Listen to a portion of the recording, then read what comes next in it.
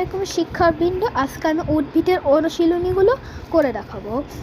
এখানে প্রথম সঠিক উত্তর এবং সংক্ষিপ্ত প্রশ্ন করে দেখাবো। প্রথম হচ্ছে, নিচের কোন উদ্ভিদের ফুল হয় না? উত্তর ফ্রান। উদ্ভিদের কোন অংশ খাদ্য প্রস্তুত করে? পাতা।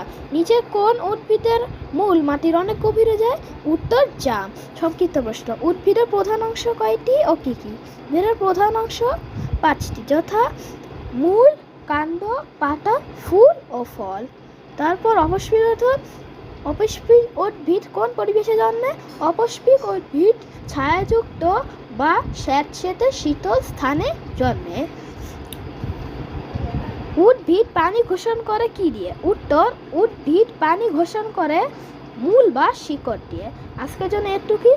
বর্ণনামূলক প্রশ্ন এবং পানি পরিচিতির অনুশীলনীগুলো আমি পরের দিন ভিডিওতে রেখে দিব। আমাকে সাবস্ক্রাইব করে দিন।